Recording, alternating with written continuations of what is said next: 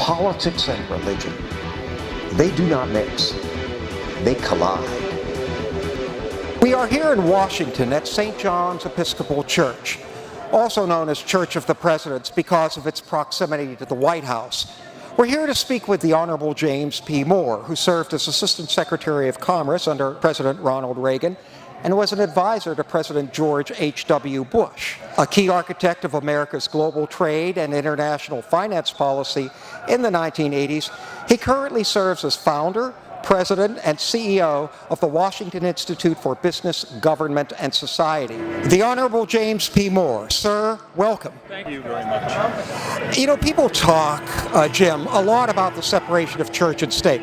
Ask a school kid who received a solid education. They'll be happy to tell you the U.S. government is not in the business of partnering with a church body and claiming it as its official faith, right? We don't have that in this country. But is that really a false flag, the church-state distinction? Isn't God and state central to the American experience?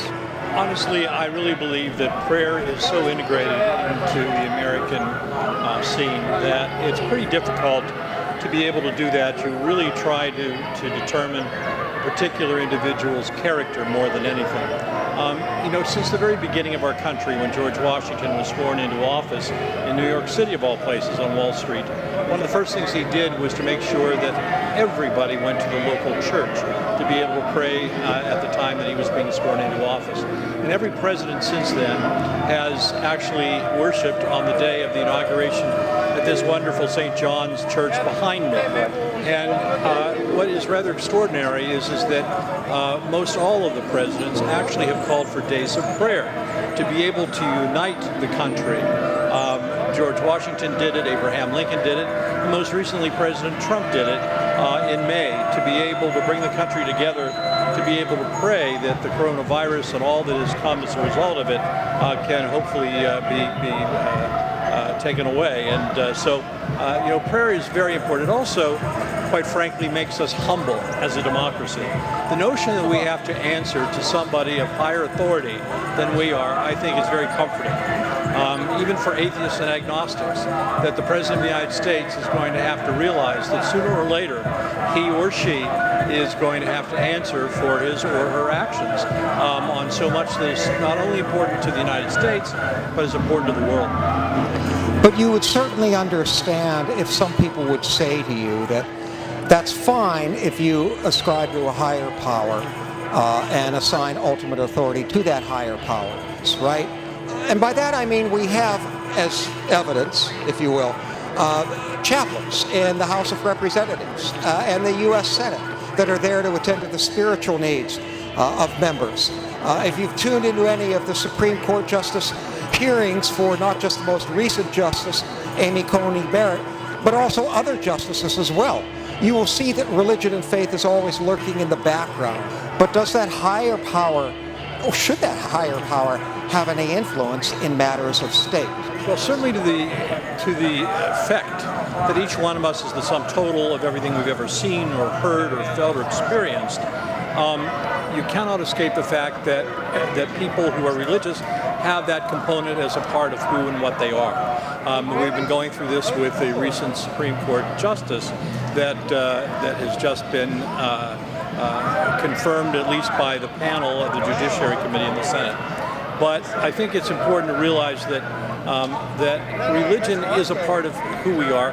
We're never going to escape it. To deny the fact that we are religious people in some way, I think, is to deny the very being of who America and Americans are. This clearly has been a campaign 2020 unlike any other, at least that I can remember. And trust me, I've voted in a few. And I cannot remember in many ways as contentious a campaign as this one.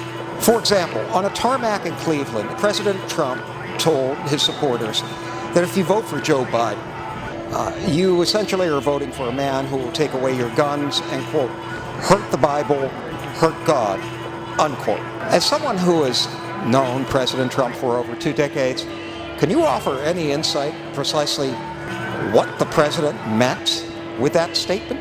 Well, as you mentioned, I worked for Ronald Reagan, who was an extraordinary individual. So clearly I'm a Republican.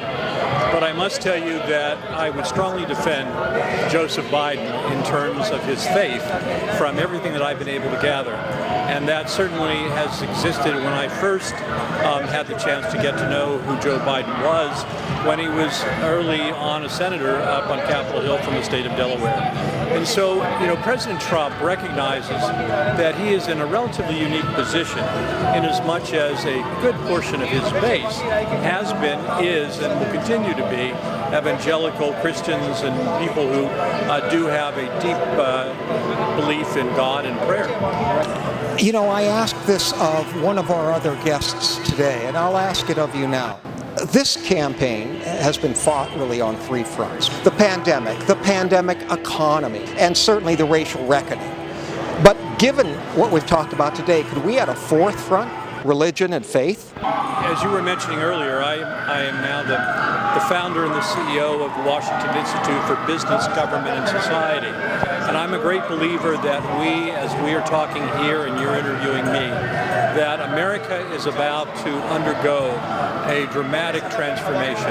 I really believe that we've gotten to a point where the coronavirus, the economic impact, the civil unrest that's taken place, fires on the West Coast, floods a couple of times in the southern part of the United States, have brought us to a point in which we've been exposed, the good, the bad, and the ugly of America.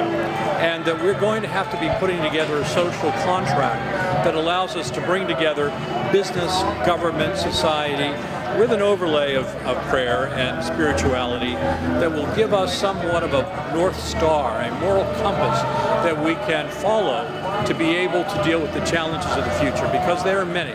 I'm convinced that on January 1st, people are going to be uncorking champagne bottles, saying their prayers, saying goodbye to 2020, don't want to see you again 2020, but I think 2021 is going to be a challenge. And it's not as though somehow we're going to have a wall between years. It's going to continue for us, and I think it's important to put in perspective how important it is for all of us to be engaged in this. And as so many people have been saying throughout this coronavirus, we're in this together. Well, this is After All Washington. It's a Thursday afternoon in the middle of a pandemic, and the election is just days away for President of the United States. You could see and hear, the expression of free speech in the form of a horn, honked in support or anger, right? Grievances listed and posted on billboards, right? Ham-made signs carried, speeches made off the cuff. This is America. But the question is, will any of this find its way from the street and from protest into policy and law? I think so. I think at the end of the day, we are going through a period in which it's really an examination of conscience, of trying to figure out what has happened as a result of this coronavirus. Where has it left America? Has it made us more divided or more unified? In some ways, it's done both. And so how we deal with that and what kind of a future we want to forge for ourselves and our children, there is no question that what we do as a result of this election just a few days from now is going to determine the future for generations to come. Jim, thank you for your time today. Please stay safe, and don't forget to vote.